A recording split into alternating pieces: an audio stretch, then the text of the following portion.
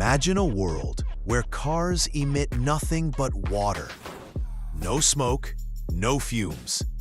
Just a silent, powerful glide forward, fueled not by gasoline, not by lithium, but by the universe's most abundant element, hydrogen. This isn't science fiction.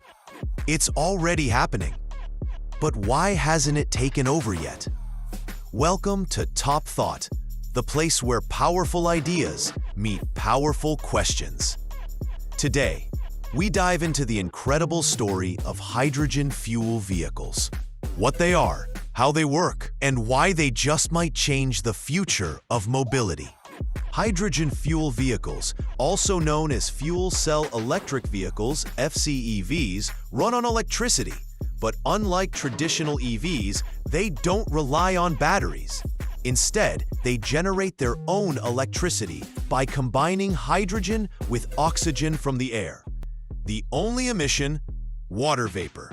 It's a clean, green, and futuristic alternative that's been quietly evolving while the world watches electric batteries dominate headlines. Hydrogen is stored in a tank inside the vehicle. It's fed into a device called a fuel cell, where it meets oxygen. This reaction creates electricity, which powers the motor, and the only byproduct is pure water. There's no combustion, no noise, no tailpipe pollution. Oh, and refueling? Just 3 to 5 minutes. Way faster than charging an EV.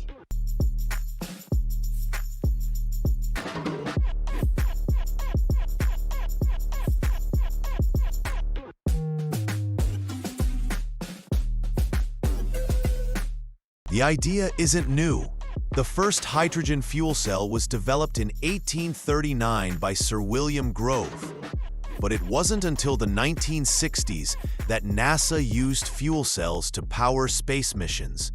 Fast forward to the 1990s, when automakers like Toyota and Honda began testing hydrogen cars for everyday use. In 2014, Toyota introduced the Mirai, one of the first commercially available hydrogen vehicles.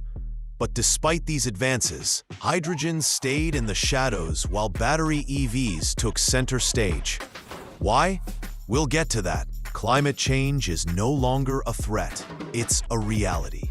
Transportation accounts for nearly 25% of global CO2 emissions. While battery EVs are a step forward, they come with limitations. Long charging times, lithium mining's environmental cost, limited range in some conditions. Hydrogen offers solutions to all these problems, especially for heavy-duty transport, buses, trucks, and even airplanes. It could be the clean power source that takes us beyond batteries. Right now, 2 global giants are leading the hydrogen revolution: Japan and Germany. Japan sees hydrogen as its path to energy independence. It's investing billions in infrastructure, with companies like Toyota, Honda, and Panasonic at the forefront. Tokyo even powered parts of the 2020 Olympics with hydrogen energy. Germany, on the other hand, is turning hydrogen into an industrial powerhouse tool. Through its national hydrogen strategy, it's betting on hydrogen for manufacturing, heavy transport, and export technology. Both countries are racing, not just for cleaner air, but for global leadership in a future trillion-dollar industry. Is hydrogen cheaper than EVs? Surprisingly, it can be. While building hydrogen infrastructure is expensive, the refueling cost per mile is getting cheaper, especially for fleet vehicles. Also, hydrogen vehicles don't need heavy lithium batteries, longer range than most EVs, less stress on power grids compared to battery charging.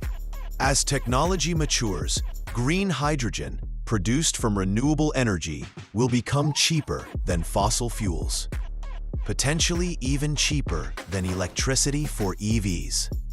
Some of the world's biggest automotive players are all in on hydrogen. Toyota, pioneers of the Mirai, actively expanding into trucks and buses. Hyundai created the Nexo and investing in hydrogen trucks like the XCENT. Honda, co-developing hydrogen fuel cell tech with GM. BMW recently tested a hydrogen-powered iX5 SUV. Nikola Motors, focusing entirely on hydrogen-powered freight trucks. Even Airbus is working on hydrogen planes set to launch by 2035. The message is clear. Hydrogen is no longer a backup plan. It's a parallel future. So will hydrogen fuel vehicles truly become the next big thing?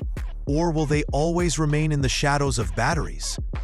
The answer may depend on what we choose to invest in and how urgently we act against climate change. Because in the end, it's not just about engines and emissions.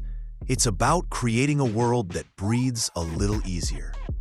This is Top Thought, where we don't just talk about the future, we drive into it. Don't forget to like, subscribe, and share if this sparked a new thought for you. Your next big idea might just start here.